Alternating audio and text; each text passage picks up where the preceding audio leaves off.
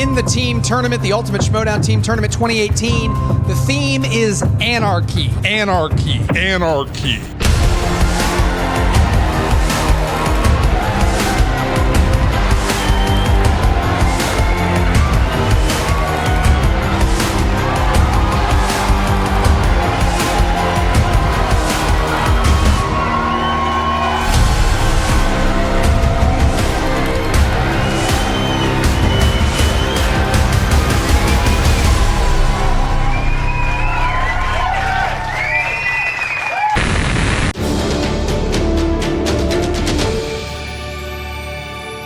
On today's Movie Talk, we say goodbye to Burt Reynolds, goodbye to the popular film category, but we say hello to a James Bond director. We're going to talk about that next today on Movie Talk. As soon as Jeff Sneider stops typing, for the love of God, stop typing, Scoop King. We're doing a show. Hello, welcome everybody to Collider Movie Talk. I am your host, filling in for the man Mark Ellis, who is in Toronto, sipping some what do they call that? Maple syrup, playing with some Canucks. Labatt's, some Molsons, and maybe even trying to sneak into a Toronto Raptors exhibition basketball game. We'll see what he tells us. But anyway, I am John Rocha, as I said, hosting Movie Talk today, welcoming Jeff Sneider, the Scoop King, to the show. He's typing like crazy because he just dropped something huge right now. Not huge. It's pretty huge. But I mean, he thinks everything is huge, so everything he drops is huge, and so to speak. And then we have Mark Reilly, my compatriot on the Horseman over here. Happy to be back. You don't think Harrison Ford coming back for episode 9 is huge? Oh my God. It's pretty huge. Go to Collider.com right now. They found him at the bottom of the planet out of the exhaust pipe, and there he is. He's ready to come lives. back. What can I say? He lives. What can Scoop you say? master. Well, speaking of Han Solo, someone who could have been in a Star Wars movie, that's what they call a segue. Yeah. Sadly, we have to announce and talk about the passing of Burt Reynolds. He's the star of such famous films as Deliverance, The Longest Yard, Smokey and the Bandit. He was 82. He received an Oscar nomination when he portrayed porn director Jack Horner in Paul Thomas Anderson's Boogie Nights, which revitalized his career late in his life and was the #1 box office attraction for a 5-year stretch starting in the late 1970s. He died Thursday this morning at Jupiter Medical in Florida, according to his manager, Eric Kritzer. Reynolds started many action films, doing his own stunts before he talked about it like Tom Cruise does, and he was in such romantic comedies as Starting Over, opposite Joe Clayburgh and Candice Bergen, The Best Little Whorehouse in Texas, one of Mark Reilly's favorite films with Dolly Parton, Best Friends with Goldie Hawn, and The Man Who Loved Women with Julie Andrews. Harrison Ford, Jack Nicholson, and Bruce Willis are also grateful for his passing on such iconic roles as Han Solo, retired astronaut Garrett Breedlove, and cop John McClane in Die Hard. Terms of Endearment and in Star Wars, Terms of Endearment and Die Hard, respectively. He often said that passing on James L. Brooks's In Terms of Endearment was one of his worst career mistakes. Nicholson did go on to win the Oscar for that portrayal, and if you haven't seen Terms of Endearment, you should definitely catch it. It still holds up. Saw it a few weeks ago. Damn good movie.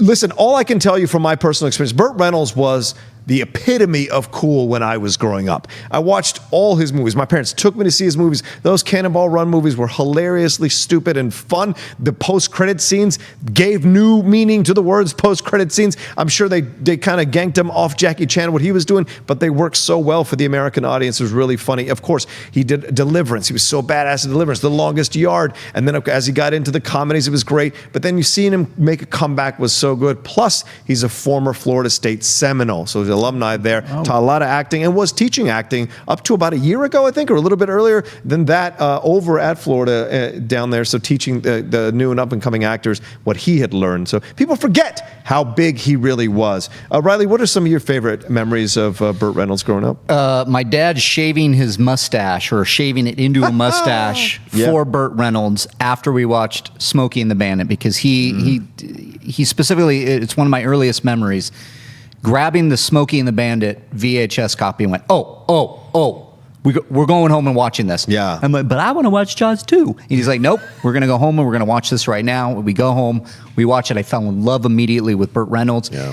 And to see that first, he was the first movie star that I can remember. He just, you said it at the beginning, epitomized the cool Hollywood.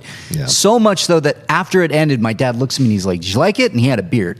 And I'm like, "I loved it. Oh my God." And he did this and he did that. And my dad went and shaved it to have the Burt Reynolds mustache, to which my mom comes home and is like, "What'd you do?" And he's like, "Burt Reynolds, what do you think, honey?" And I just remember there's such an early memory of my parents that sadly didn't make the full marriage, divorced when I was 10, but had that memory thanks to Burt Reynolds. And then I always go later in life to Boogie Nights, because that was something where he just destroyed it. He was so understated. He was so that performance was beautiful. It really was. It captivated me. And then one of my guilty movie pleasures that my mom loved was Best Little Whorehouse in Texas. Yeah. She would put that on all the time, to where I found myself sneaking in and putting it on and laughing and not understanding why I love this movie so much. But he is a classic Hollywood legend. Yeah. Horribly missed. Going to be horribly missed in this industry. Absolutely, and it was really well known for being a ladies' man, a Lothario, and we have our own ladies' man on staff here in Collider with Jeff Sneider. Jeff, what are some of your remembrances of Burt Reynolds growing up, and when you discovered him as a film goer? Well, sure. I gotta be honest. I kind of missed that first stretch. Yeah, first wave of Burt. Exactly. Yeah. You know, the Cannonball Run movies, Smokey and the Bandit, that kind of stuff. As you guys saw in the Schmoedown. Haven't seen Smokey and the Bandit. Now I need to rectify that because the Bandit is down. That's right. I would say my first memory of him, honestly, is probably from Cop and a Half. Okay. Oh my God. When I was Oh, 9 boy. years old. Oh, So like boy. I knew him from like kids movies. Cop and a Half. He was also the voice of the lead in All Dogs Go to Heaven. All Dogs Go to That's Heaven, right. yeah. That's right. Charlie B. Barkin, apparently, which I did not remember. But that movie always made me cry as a kid. It really wasn't until Boogie Nights came out when I was about 13 where I got to fully appreciate Burt Reynolds, and he is absolutely brilliant in Paul Thomas Anderson's film. Yeah. It's the same way Tarantino sort of brings these guys back, whether it's Travolta or Robert Forster and Jackie Brown. Like PTA did that for him in Boogie Nights, and you're right, it is such a layered, nuanced performance. I love when he gets like heated and up in Wahlberg's face and like he's ready to fight him. This guy was like the maestro of machismo, and I would have loved to have seen him in the Tarantino film. Unfortunately, as we saw reports, he didn't actually get a chance to start filming that. He was going to start filming in a couple of weeks, so they are going to have to recast that role. Yeah. Well, there were so many other films, even the smaller. I know everybody talks about the big films he was in, but there was a run where he was just doing these kind of cool little films you went and saw, like Gator,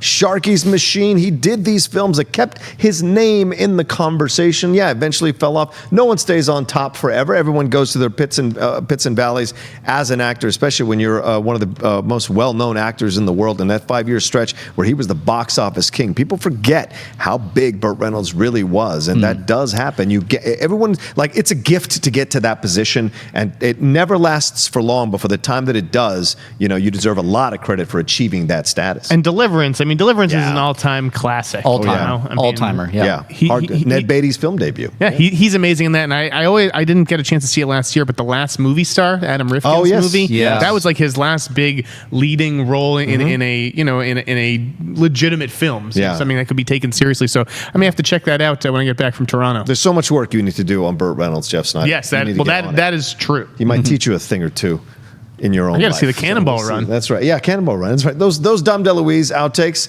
If you haven't, go on YouTube and just watch the outtakes. Just watch the post-credit scenes. You will laugh. Guy who was adept at comedy, adept at drama, and adept at these really important films like Boogie Nights, bringing the gravitas to the roles that he was great in. How great was Norm Macdonald's impression? Oh, yeah, of course. Too? Like, that was like the first, after I saw this Burt Reynolds news, I kind of went right to Norm's Twitter feed to see if he was going to weigh in on it, because he really did that man justice. We had it. Yeah. That's right. Yeah. We had a bit of a run of imitations here in the office, so I think that's the one that won. Mark Reilly's was a really good imitation. There we go. Well, thank you.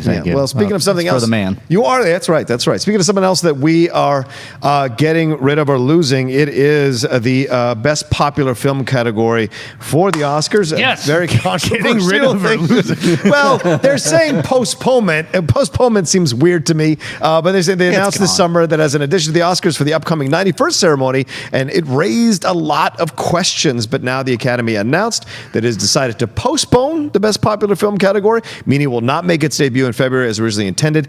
In a statement, Academy CEO Don Hudson said there has been a wide range of reactions to the introduction of a new award. That's just, that's the understatement of the year, and we recognize the need for further discussion with our members. We have made changes to the Oscars over the years, including this year, and we will continue to evolve while also respecting the incredible legacy of the last 90 years. A nice political statement. Yeah, true, but not 100% true, leaving out some other aspects of that of this whole situation, in my opinion. But first, let's go to Jeff Sneider, who will be heading up to TIFF himself. Jeff, when you hear something when you hear this thing being postponed, do you think this is a postponement and that will lead to a cancellation? And also, do you think it's the right move by the Academy at this point? I know that Don Hudson sort of doubled down in an interview with Deadline, saying, we basically feel like the Oscars are watched worldwide, and worldwide they don't always get a chance to see these movies. Like Moonlight, that got foreign distribution, but a lot of these films don't always come out overseas, or at least come out overseas in a timely fashion. Right. So that was the whole point of opening it up with a popular film category, to nominate movies that the rest of the world has seen, which is typically the blockbusters that get put out on 4,000 screens or whatever the hell it is. I think that they should just do away with it. I wouldn't be surprised if this postponement became a cancellation. Right. Again, they're going back to the membership, which is something that they should have done all along. I don't know why they tried to institute this without talking to the members, and the Board of Governors just held like some secret vote or something. They always should have been talking to the membership. Mm-hmm. I mean, what a novel idea. I just think that the Academy's leadership is a mess, and they need to just clean house over there and start from scratch. I just don't know how you mess this up. It was a totally unnecessary PR nightmare that they dug themselves in. Yeah, and you that's a great point you bring up, Jeff, because they feel like they're being pulled. They're trying to satisfy too many people at once, right? They're trying to satisfy ABC. This is why they did this, to kind of get viewers back. They're trying to satisfy people who respect the tradition of the Oscars and don't want to kowtow to a network for their show. And they're trying to also satisfy their member base, who are grousing about the fact that these new people coming in to the membership. So there's a lot of pressure. You just said it. It's like it wants to be inclusive, the Academy. It's all about inclusion, but by nature, the Academy is about, Hollywood's elite. Exactly. It's exclusivity. Yeah, exactly. Reilly, do you think the Academy members? Do you think this shows that the Academy, the people in charge of the Academy, are like they're in trouble? I mean, for lack of a better term, they're listening. At least I think they listened to the backlash. They should have gone to the Academy members. They should have did a little bit more testing on this. Yeah. It obviously was an idea that was shot down immediately because MTV Music Award or Movie Awards were brought in. It's like, what are you trying to do? You're trying to get viewers. You're trying to please a number of different people. I think the best suggestion maybe is to put, instead of 5 nominees for Best Picture, let's move it to 10 and see if we can. Wait a minute, they've already done that. Yeah. I mean, it's the stupidest damn thing. When this thing came out, and I ranted on this before, and it's just like, if you look at blockbusters will rise to the top if they are good enough. Black Panther is one that people are talking about now. Wonder Woman got a PGA nomination last year.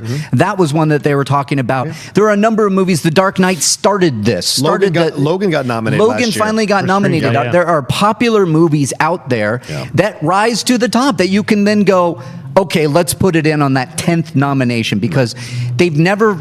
I think that it was a couple of years after it was after it was announced that they used the full 10 nominees, and then it dropped to 8, and then it was at 9, and then 8. So it's like you have those. You have a few spots. Yeah. Use them. If you're going to use them, then you can. Like Avatar was a movie nominated for Best Picture, and that was the highest grossing movie of all time. Still is. Yeah. That's popular film right there. So you look, they've been doing it for years, yet they have to create some kind of certificate for participation for these movies that don't deserve it, that don't need it, they don't need that, because it sullies the reputation of a time-honored tradition that I watched every year with my grandparents, my grandmother, and then my family, and now my colleagues. Yeah. And I love it, and I love the fact that we can nominate and give awards to Moonlight or La La Land, and also maybe slide in a Black Panther here, or maybe another like Logan there. I mean, these movies are popular for a reason, so give them that nomination. If they do bring back the award, I don't think it will be called Best Popular Film. Yeah. The word popular, Don Hudson said that's sort of where they erred. So we'll see what the qualifications for popular are, whether it's theater count, that the sort of release size. It's a good point, because like The Meg, it's a popular film That's a out there popular right film. now. Nominated for Best Picture. Certainly Get qualifies. an Oscar. Popular, Get out of A there. Star is Born will be popular, but that'll be popular in a different way. Right. Yeah, you know? I mean, I think you can look at Infinity War, you can look at Black Panther, these movies that have really high Rotten Tomato scores and box office. You can maybe start there. Yeah. I don't know. I don't know but definitely needs some time to figure it out. Yeah, and you look at this, if you look at it just the surface, because I know the obviously everyone, including me, the first thought was, oh, this is their way of like getting out of giving a Best Picture Oscar to Black Panther, or even nominating Black Panther. If you nominate it in the popular film category, it takes home that Oscar. You satisfy that crowd of people that wanted to see Black Panther nominated. But then I started thinking about it more, and it occurred to me, what would happen if Crazy Rich Asians slid in here and beat Black Panther for the award and took the award home? What would happen then? Because if you're creating an award category to kind of quietly give an Oscar to Black Panther without giving an official Best Picture Oscar to Black Panther, and then Black Panther loses that one, what have you done at that point? And so there's so much here that was fraught, I thought, with danger and with peril. And saying popular was the beginning of the end of it, because that's something you think popular choice or whatever. It's not Academy. It's not elite. Let me ask you, so this decision today, who does it help and who does it hurt? Give me your movies. Which movie does it help the most, and which movie does it hurt the most? The conversation. I think it forces Black Panther. So you think it helps Black Panther? Absolutely. Into the Best Picture conversation, yes. Yeah, and it hurt. I mean, who would it hurt? I mean, it's like Infinity War has already won. I mean, really. I mean, do we? And I look at Academy Awards, and it's like, do I want a Best Picture nomination for Infinity War? Not if there's a bunch of other movies that are more deserving. Right. Just because it made $1 billion and is one of the highly rated Marvel movies. There are differences between a Best Picture nomination and a Best Popular Film nomination, whatever that means. I don't think it's hard to say who would lose in this. I could say Black Panther would win and also lose if they decide to do what they did with the Logans and the Wonder Womans of last year, where they didn't get any nominations aside from Logan getting a screenplay nomination. I don't know. It's hard to say. I think you brought up a good point though, Rocha. Crazy Rich Asians sliding in there over Black Panther, great, or vice versa, great. But you're not going to please. You're going to have backlash upon backlash when you don't nominate one that is deserving or another that is more deserving. Like, who's to say? Which did you think was better, by the way? I'm just curious. Of which one? Black Panther and Crazy Rich Asians. I actually haven't seen Crazy Rich Asians. I Black Panther's miles better for me. Crazy Rich Asians was a fun film. It was good romantic comedy, and I got the point of what it was going for and the culture it was trying to make people give access to, and I appreciated that for what it was. But Black Panther to me is a better story overall. I thought it was also better acted, just overall. I was just curious. I'm looking at one over Riley's shoulder. Mission Impossible Fallout is doing gangbusters at the box office as well. There's no way that doesn't get in the nomination for Best Popular Film as well. And you bring up a great issue, Riley, with Meg, right? So this idea of, if you're going to go popular, what does this really mean? I don't care what they change it to. I think they should just get rid of it, because, Jeff, it doesn't matter what they change it to. People are going to connotate and see, popular. That's what they're going to connect to. They're going to say, it's popular. They just removed a word, put another word in, but it means the same thing. What's the point in the long run? And one other thing I want to ask you guys about, this idea of the 10. If we have 10 nominations, why do they make it so difficult to not go out all the way to 10? I think their formula is ridiculous that they come out. There's no way there are not 10 films 10 is in tricky. A calendar year that should be nominated. But there are certainly been years where it's tough to find 10 deserving movies. I can't think of any recent years. There are years, maybe not recent years, but that's what I'm saying. But think the Chicago year. Content out there. Chicago won Best Picture. You think you can define 10 deserving nominees that year? I don't think you could. For 2002?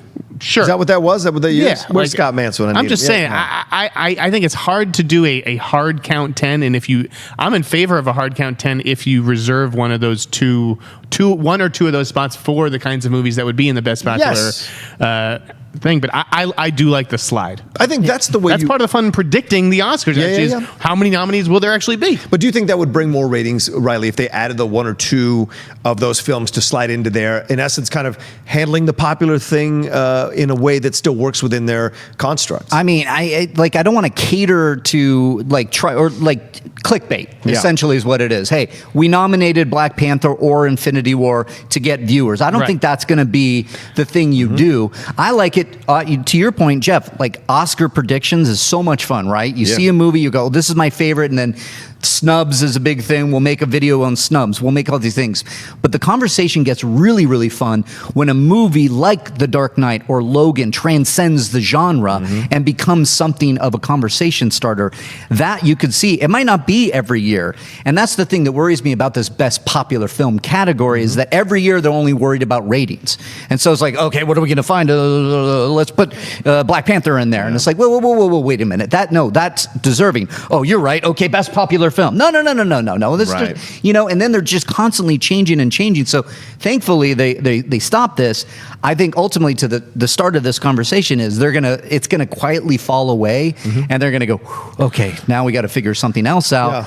Just if it's about ratings, fine. That is what it was about. Cut down the right. time. That's it. So here's my question though. Let's say you weren't planning on you're a 12-year-old kid. Sure. You weren't planning to watch the Oscars. You don't care about the Oscars. Right. Now all of a sudden, Infinity War's nominated. Does that actually get you to tune into a 3-hour award show just because a movie that you loved is nominated? I don't think so. I don't think so either. No, I think it's about the hosts.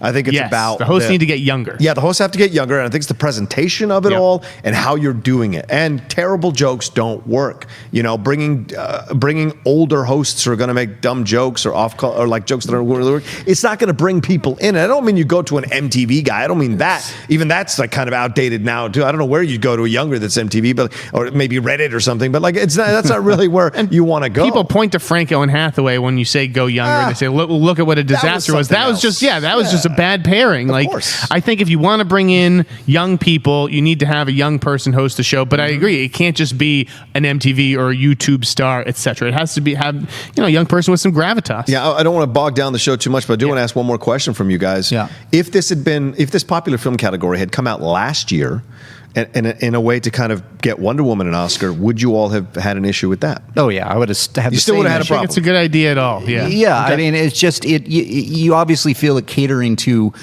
the lowest common denominator of Right. trying to just get viewers. Right. And if at the end of the day, if you don't if people aren't watching, there's a bigger reason that they're not going to just tune in, because most people know with these award show, okay, they nominated Infinity War. Yeah. I'll tune in for the last hour. I just think it goes back to the fact That's that the other thing. Waiting until the very end. Waiting until the very no end. wonder the ratings aren't good. I mean, are they going to just it just reeked of just poor planning. Yeah. Just not having it, not planning it through, not talking about it with the members.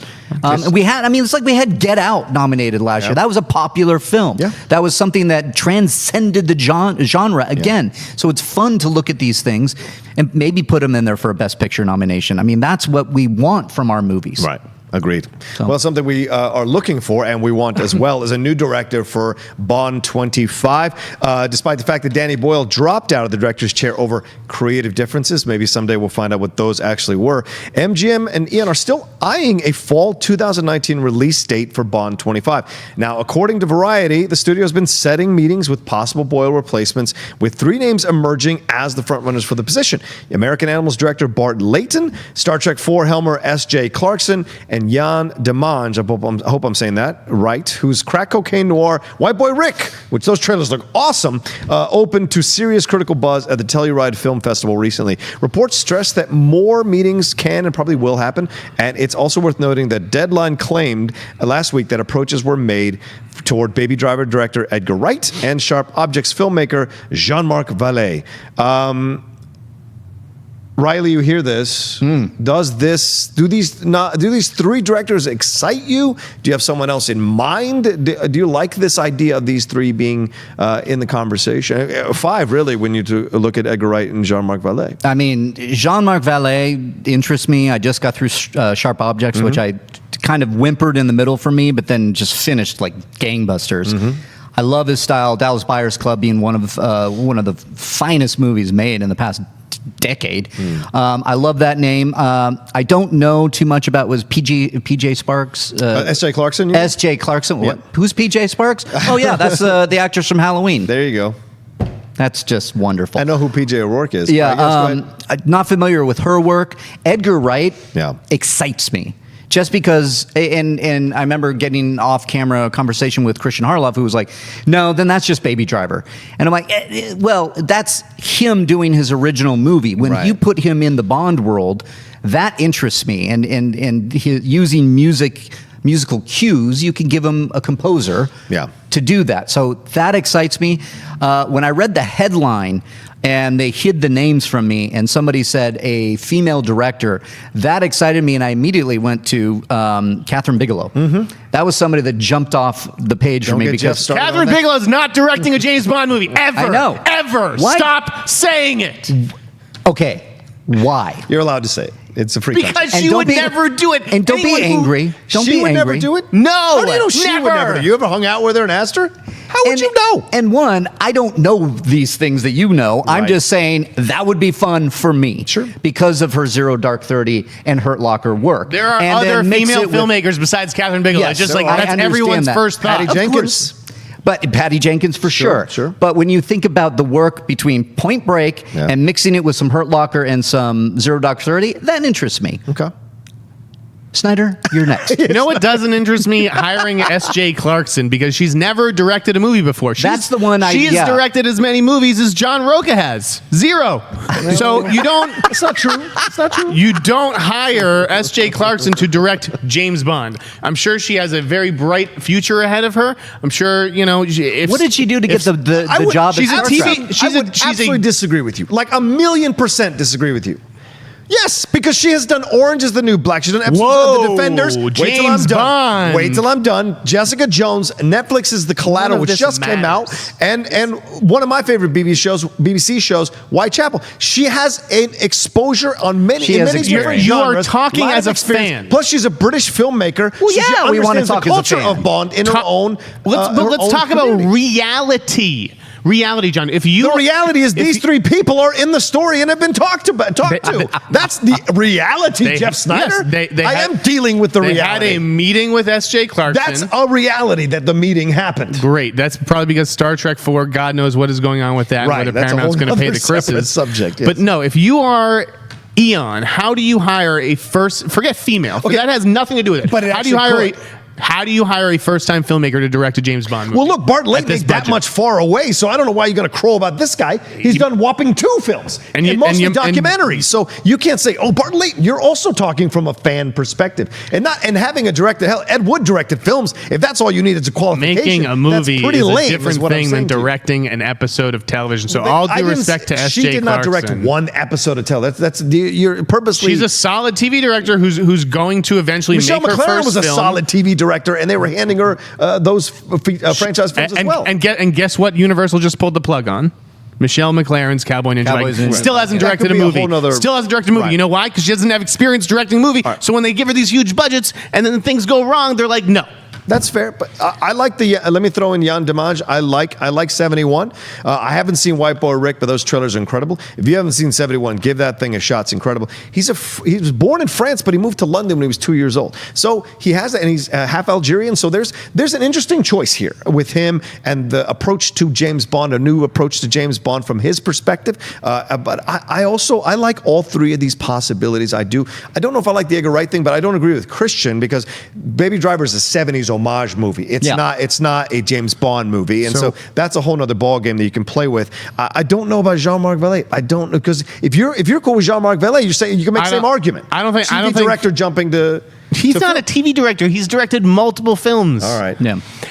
Let's leave out the Valley stuff. Of these three people who have had meetings, so we're talking S.J. Clarkson, Bar Layton, Demange. Who would you like to see do it? I would love to see Clarkson do it because why? It's a James Bond movie. They've been moving away from the old school James Bond, which was womanizing, tossing them away, or having them die, and he moves on to the next person. Blah, blah, blah. Having a female step in, a female director step in. One as accomplished as S.J. Clarkson, a British film director as well, stepping in, taking on the mantle of James Bond, and maybe kind of changing it a little bit, making it work for nowadays in light of the post-Me Too movement, post-Time's Up movement, seeing what she could bring to it. And I think Daniel Craig, that would excite him to come back and do a Bond movie being directed by a female director. I think I like the S.J. Clarkson choice. If they're going to hand her Star Trek, she certainly could be handed James Bond. Another franchise with another installment, multiple installment franchise, another installment of it. Why wouldn't they? I think you bring up at least what Snyder so rudely was doing about throwing my Catherine Bigelow out the window. But his point is true. Like, But by you saying this and talking about the news, it seems like they're grasping at straws right now. It seems like they're throwing a lot out there to try to hit a release date. Yeah. And maybe they should take their time, because Danny Boyle was. We reported on that a lot. I mean, reported commented on. They really wanted him. They really wanted him, and so now it's like and we have Rian Johnson's new film with Daniel Craig. Does he do that first? Because if he decides to do that first, are we going to see Bond move a year in order to get this right? Which I think you should do. If you have the time, work on the script. Take your time. Find the right. No matter if it's a woman, it's a man, it's Jeff Sneider directing it. Take the time to pick that. Jeff Sneider, have you directed a movie? Yeah, who? I have not. I've made some awful movies at NYU. Let me tell you. I really like Bart Layton. Okay, I just thought that As a fan. Yes, but as someone who I would be willing to hire based on did you? So John, I gave him a screener of For American Animals. How long ago? A month ago? 2 months ago? Yeah. Still hasn't watched it. Yeah, but I okay? would never. So you don't use get but I would never use the excuse that he is like, he hasn't done enough things. He hasn't done enough things. Like, But that's a valid excuse. I don't know if it's a valid excuse nowadays. People transition between film and TV all the time. You don't make your directorial debut with a James Bond movie. Not to mention Daniel Craig's last James Bond movie, which still has to feel of a piece with the ones that came before it. Totally. Okay, that's your opinion. I think Bart Layton has real chops. He had The Imposter, the documentary, which felt like a feature. The Imposter was fantastic. So, exactly, and it felt like a feature, but it felt like a feature. Yeah, sure. Right. And American Animals, same thing. It has documentary elements because it has the real guys who committed the crime interacting at the same time with the actors playing them. Very innovative approach. Definitely check out American Animals. He would get my vote. But that said, of these three people, and White Boy Rick is getting good reviews. Yeah. It could still be on Demange. I want to see that. Remember, it was Demange, Denis Villeneuve, and David Mackenzie, and then they ended up going with a big name and Danny Boyle. Right. So that's what could happen here, and in that case, it would be Edgar Wright or Chris McQuarrie. Right. Well, and I think I'm with you that Edgar Wright would not be good. Yeah. Let's move on from this. What would be a great wild card is if Idris Elba was to step in after directing Yardy. He qualifies under Jeff's qualifications. That'd be cool. He's actually John, directed that's a film. a good suggestion. Wouldn't that be insane to have Idris Elba directing a Bond film, not being in it, but directing it would be I haven't seen fascinating. Yardy, but I am more open to that than the Clarkson, and it has nothing to do with her being a woman. It's just a lack of experience. I don't think anyone's accused you of that. All right. You got to be careful on Collider. All right. Got to be careful. Calm down, Chico. Calm down. You're going to get us fired. All right, let's move on to some plugs. A new Jedi Council dropped today. If you haven't caught it, Mako Young stopped by as a guest. A lot of stuff was talked about there. A lot of stuff was explored, including the mantle of knowing what happens in Star Wars Episode 9 and keeping it to yourself as an actor on that set until the movie comes out. Must be a hell of a burden. A new all the 4-year consideration videos are out on Collider Video now. Go and watch those. Great reporting from Perry and Scott, and it will be Jeff in just in a little bit when he heads up there,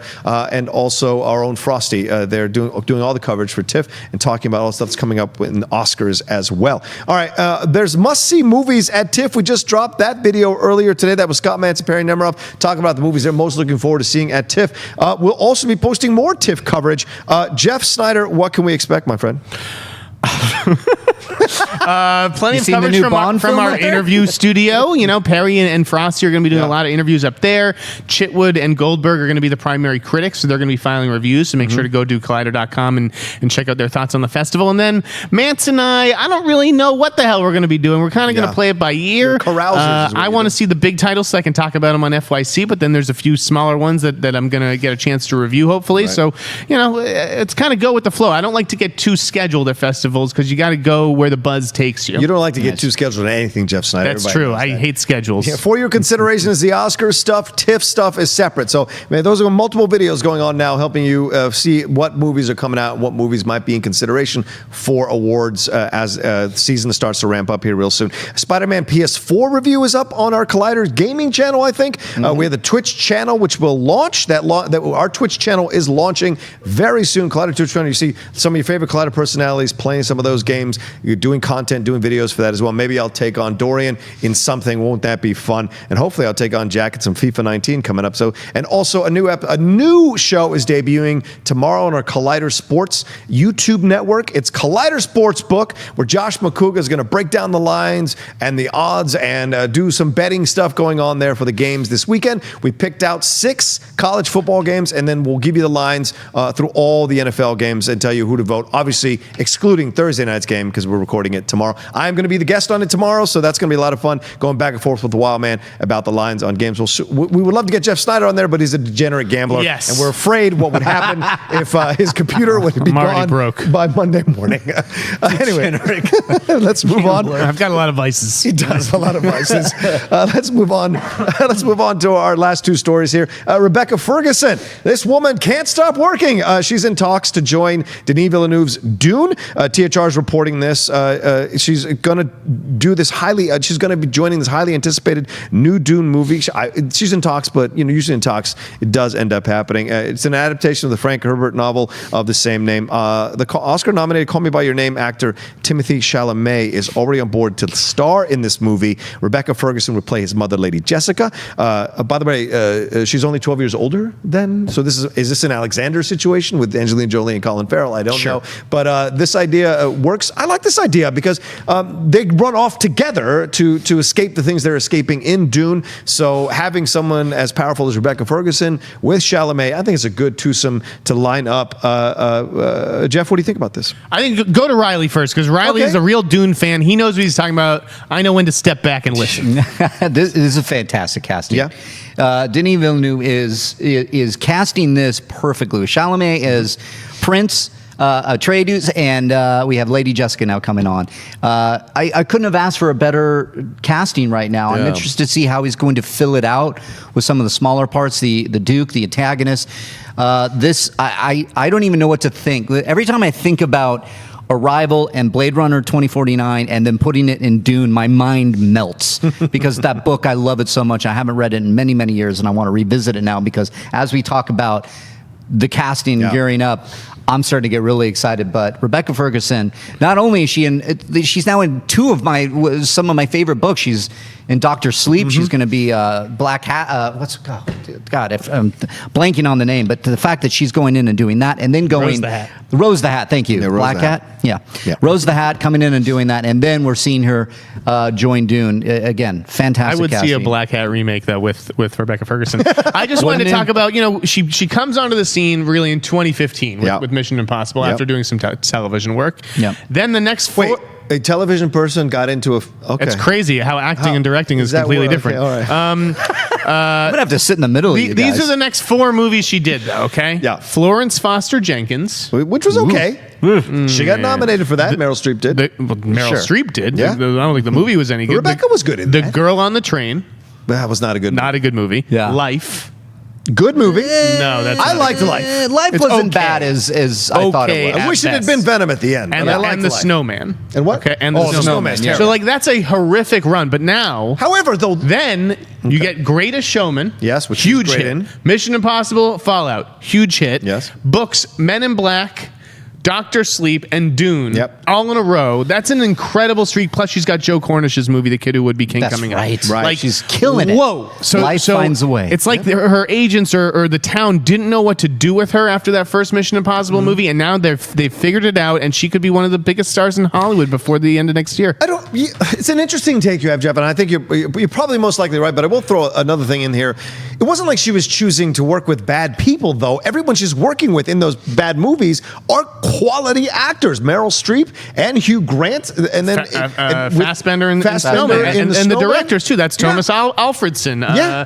Florence Foster Jenkins. So it wasn't. I don't think the agents were making necessarily bad choices. I think these films just didn't turn out as positively as you would like. She was working with a hot Ryan Reynolds coming out of Deadpool in Life. That's so fair. Those are possible. On paper, these are decent choices that she made, and the execution. They were execution dependent, and it just didn't. She still stood happen out, to her. which is why she's doing what she's doing. And you look at it. I mean, and like Men in Black could come out and just really be like, "Ooh, Piusa," you know. We don't know how Dr. Sleep will land. You know, it's going to be a January release. It's going to be Dune could be Blade Runner 2049, which I thought was unwatchable. You know, Dune. Yeah, Dune has always been a very, very tough movie to crack. It is. You've seen the David Lynch version. I did not like that movie. Yeah, that's hard to swallow. I like it for the David Lynch stuff that goes on there. It's crazy. But was it an accurate representation of the book? Not really. Yeah. Then you had to go to the miniseries for that. Yeah. And even that was a little bit, So on paper right now, she's having a fantastic upcoming year. We'll see how the movies play. It's a cumbersome book. It is a cumbersome book. Dune? Yeah, and to translate, it's a lot to translate. It's really rich with characters, with politics, with a lot of mythology. Yeah. You know, the kingdoms, or like what the for power and all these different things. I can't wait, but if anybody can do it, it's Denis. Does it matter that she's only 12 years older than Timothy Chalamet? It doesn't matter to me. Yeah, it doesn't matter to me Chalamet either. looks like he's 10 years old I think that they look alike, too. I could actually see them being mother and son, but I saw people complaining yesterday. What else is new? What else is new? Oh, somebody complaining on the internet? What? That doesn't happen. Speaking of the internet, if you want to send us some questions, we want to answer your live questions right after we do our next story here. Send it to us on Twitter, #Collider Mailbag. #Collider Movie Talk. I'm doing so many shows this week, and my mind's going crazy. Collider Movie Talk. I will pick a couple out, ask these boys what they think about your question, and get answers from them. So send that #Collider Movie Talk. You can send it to me, tweet it to me at the Rocha Says, or the Collider Video Twitter handle, and I will take a look at them while we talk about this story. Next up, all right, Tom Holland, Chris Evans, and more are in talks to star in The Devil All the Time. It sounds like what goes on in Snyder's head. Deadline reports that Avengers Infinity War stars Tom Holland, Chris Evans, along with Good Times Robert Pattinson. Look at this guy moving up in the world. And Alice in Wonderland actress Maya, I can't even say that. I've never ever say this. Mia Wasikowska. Wasikowska, there we go. Are currently in talks to star director Antonio Campos's film adaptation, The Devil All the Time. It's based on Donald Ray Pollock's 2011 novel of the same name. The novel's plot is set in a place called Knock'em-Stiff, Ohio. You can probably find unobtainium there. A forgotten backwoods of this country. The story follows Willard Russell, who turns to prayers and animal sacrifices out of his desperation to save his wife, who is succumbing to cancer. Meanwhile, his son Arvin is growing up from a bullied school kid into a man who knows when to take action. That sounds like John Rocha. All right, what do you hear about this, Jeff? What do you like about this? Do you like this? All these actors coming together? This is a gigantic Toronto package. Yeah. It wasn't anything on my radar. I mean, I just thought it was interesting to talk about because you can't ignore anytime Spider-Man and Captain America get back together for a movie, and you also have the Maps to the Stars duo and Pattinson and Wasikowska. You guys ever see that one? Yes. No, never saw it. Yeah, so Antonio, growing film by film by film. He's an NYU guy. I know him a little bit. His movies. I haven't loved any of his movies. Okay, but I think that this is the most interesting material that he's had. I think you mentioned the cast of characters, right? A serial killer couple, a faith testing preacher. I was just about to mention those. And a local sheriff. Right. I kind of want to read this book. I think Chris Evans is going to be playing the corrupt local sheriff, which sounds like an interesting role for him. So I'm excited to see now that Antonio has his ingredients, what kind of stew he can cook up. Yeah. Do you know Antonio Campos? Do you see any of his? I've only seen the name is Rebecca Hall's movie. Christine. It was fine. I'm kind of with you. That's the only movie I've seen. She's fantastic. Okay, The movie didn't sit with me, so that's the only thing I have. But I go to what you said. You can't ignore this cast coming together, and then what is based on what it looks like. This is my type of movie, as far as like kind of not true crime, but like something that's like things aren't what they seem. Yeah. You can get a little bit down and dirty. And I do hope that Chris Evans plays that sheriff character. I think that would be interesting to see from him.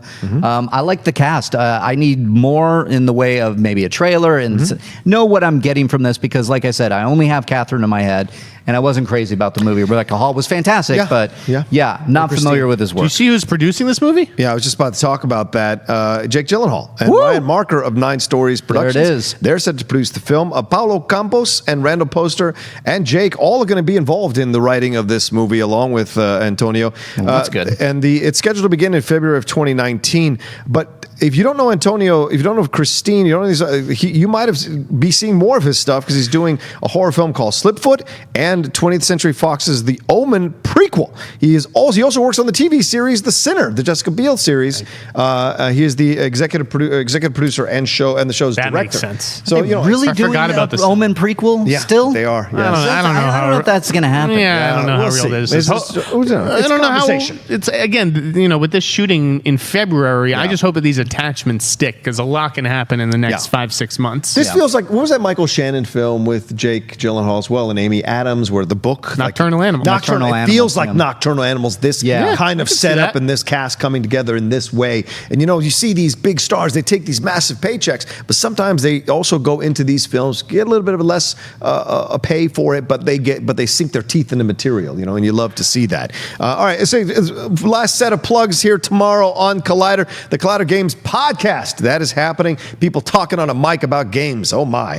The Reilly Roundtable with Josh McCouga drops tomorrow. You get Yodi and the Wild Man together talking all kinds of stuff, and I'm always a fan of going on the Reilly Roundtable. So thank you for having me on twice. So I look forward to hearing McCouga on that. The Schmoedown drops tomorrow. A new match. I don't know, is it 1 or 2 matches? But there's certainly a new match tomorrow. Afterthoughts drops this, and then Mailbag this weekend. Don't forget Collider Mailbag. I'll be hosting that with Mark Reilly for Saturday or for Sunday, and Denis Zhang for Saturday. Going to answer some of your questions on Collider Mailbag. Nice. Of course, Nice. And of course, a shout out to the Afterthoughts guys, Ryan and Jay.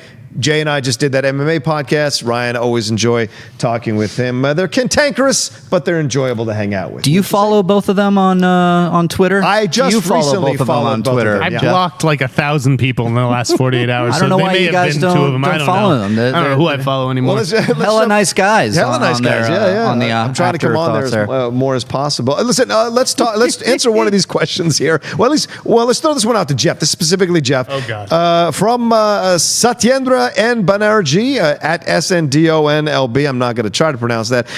What is the status of the Willy Wonka prequel? What do you hear, Oh, Jeff? yeah. I haven't heard one peep about that since the day I walked in here and we did the short list. Oh, wow. I haven't heard. It was Donald Glover, Ryan Gosling, and Ezra Miller. Yeah. I you know what? Thank you to that reader for reminding me about that project, and I'll try to follow up on it after the festival. All right, I like that. J. Scott Clare at J. Scott. I'm sorry, J. Scott St. Clair at J. Scott for real. He asks, if you were cast in a popular blockbuster film franchise that you were contractually obligated to keep quiet about, which do you think would be the most difficult for you to be silent about? Like which franchise? Oh man, it would be Star Wars for me. Really? Number one? It'd be a dream come true. So you'd want to tell the world, you'd want to tell your friends, you'd want to tell your parents, you'd want to tell everybody. And for Star Wars, that I grew up with it as much as I did, that would be the one thing that'd be so difficult. Okay. I'm Luke Skywalker. Everybody's a suspect. I would do if I got like the movie geek role in a Scream movie, that would be tough to keep my mouth shut about. There it is. That's a good question. I like that. Just watch Scream 2. I think for me, if I've been cast in Avengers 4, to sit on that, to shoot those back to back, and to sit on it for 3 years would be incredibly difficult. I have a friend who works in Marvel merchandise or marketing, and he knew about Infinity War for 1.5 years and was unable to talk about it with anybody. And he knows about Avengers 4, and he won't say a peep to me, because he knows he could lose his job. But carrying that around when people must reading all our stuff on our sites, doing our analysis, what we think is going to happen, he must be cracking up when he reads those kinds of things. Brian S. wanted to let us know he just pulled up movies from 2002, saw at least 15 that could have been easily nominated over Chicago, including Bourne Identity, Count of Monte Cristo, and the Spider-Man film. So that's his thoughts. Wait, what were the other two? Best popular Count of Monte Cristo? Dude, what? That's a good film. Listen, I don't know if it's the best picture, but that's a good film. Wait, Jim Caviezel? This is what I'm up against. Jim Caviezel? That Count of Monte Cristo? Is that one? Yeah, that one. Jesus. I had an ex-girlfriend whose favorite film was that. It was a little What weird. was the third one he said? Spider-Man. Spider-Man. The Spider-Man films, yeah, Spider-Man. Best popular film. No, Best no, popular. that, Best- best- yeah, they were that's talking not best what it picture. was. It was over it was- Chicago. Yeah, there you go. That's the reaction. Yeah. Let's do one last one because I know Jeff likes controversy. At Lazy Jedi Slacker. How can you be a lazy Jedi? Would you like to see the film Order 66? Oh, I wasn't awake, man. What happened? Would you like to see the film Moon re-released with a new voice actor for the computer original played by Spacey? Kevin Spacey. It wouldn't be difficult to do and would allow me to enjoy this great film guilt-free. Thanks. Jeff, you like controversy. Would you be in favor of that? This is not a good idea. Okay, you don't go and tinker with movies because of things that actors have done. I watched Usual Suspects a couple weeks ago. Guess what? It It was great. I watched Seven a couple weeks ago. Guess what? Great. Great. Didn't matter that Kevin Spacey was in it. I can separate the art and artist. I respect the fact that you may not be able to. I'm sorry that now that when you watch Moon, you feel guilt. That's kind of on you. I feel no guilt watching things with bad people in them. Shocker, I'm with Jeff on this Wow. one. And people, a lot of people think that, it was funny at the beginning of the show when we were going back and forth. Yeah, I don't look at the live chat when Jeff's on. I'm sure that the conspiracy theory is that we do not get along, because I learned about that from Afterthoughts, actually, Yeah. was that really? We don't get along? How do we all of us get along with Jeff? This is that only we 1 hour a day. Yeah. that we get into it here, which you're my boy. We could go back and forth, Yeah. and then walk outside and have a beer. Or It something wasn't that afterwards. great. It wasn't. Aren't the It fans wasn't going that to great. kill That's Sneider? why it's called movie talk. That's it's just about talking movies. We are talking, we are debating, Yeah. we are having fun. But I'm right. with you. You separate the art from the performer or from the person, and to go and change Moon. You're getting rid of a cadence of a voice that Yeah. most likely Sam Rockwell was acting against, maybe, hopefully. I don't know the filming procedure there, but it would change the dynamic. It would change so much about it. You just got to move on and just Changes be like, it's Duncan fine. Jones's vision. His vision for the his film vision was- featured Kevin Spacey. Yeah, but Yeah. here's one of the things you have to also think about, and this is, I think it's a personal decision. I think it very much is Yes. a personal, and so what Jeff's opinion is his opinion. It's not the law. It's his opinion. Yep. Mark's opinion is Exactly. his opinion. It's not the law. We present it as the law. It's all a matter of a sliding scale for yourself, like everything else in life. Can I watch this movie without any guilt? Great, if you can do it, great. But the studios do not have to cater to you. They do not have to change the actors. They do not have to change the voices. They don't have to do any of that. They may do it so they can make money, but they don't have to cater to you. So your initial question there, where you said, so I can re-enjoy the movie again, I'm sorry. Why don't you redub it yourself, then play that part over it as you watch the movie? There's certainly technology for you to redub yourself in that voice instead of Kevin Spacey. If you want to do that, you can find a way to do that on numerous apps or programs. I'm sure Adobe has something that you can do that with. So that's the thing. At the end of the day, it is there's no hard and fast rule. It's all dependent on you individually as a film goer. And the studios, again, do not have to cater to you. They put out a product. It's your decision whether you want And with a $9 million worldwide gross, nobody's re-releasing the movie. Sorry. Yeah, I think it's Even just though it's a good film. it's the taste and it's the time, and it's like, and I think the precedent was set when Ridley Scott decided to reshoot the movie with Christopher Plummer. Right. And I think he that had a right to do that. opened absolutely. Yeah. And I think that opened the door for questions like this, where you can go to something like Moon, where it was just a voiceover, and you go, hey, wait a minute. So I get the question. It's just a matter of, like, if you want to boycott it or not watch it because of your feelings towards the performer. Yeah. Have at it. That's your decision. You do you, Have at baby. it. Yeah, exactly. You do you. Part of living in a free country is you being upset about something and the other person not having to do anything about it. That's part of living in a free country. So let us know. Well, we had a very cantankerous and fun battle of a movie talk today. Let us know in the comments section below which side you fell on all these stories. We really appreciate it. I was going through the comments this morning. Boy, do I get roasted a couple times with some of these comments, but there were some positive comments. So it's not easy to step in the host chair and replace a funny man like Mark Ellis. You did a great job this doing the week, best Rocha. I can. Well, I appreciate it. Thank you, guys. It's always good when you two are riding along with me. All right. Thanks, everybody, for watching. Please keep watching for more Collider content tonight and tomorrow. A lot of stuff dropping. All the videos dropping this weekend. And we will talk to you next week on a new episode of Collider Movie Talk. Hey everybody, Mark Ellis here. Thanks for watching this episode of Collider Movie Talk. You want to watch more? Then click up here, or you can click right here for more great content from Collider. And if you haven't subscribed to Collider Video, do so right now and share this vid with your friends. Thanks for watching.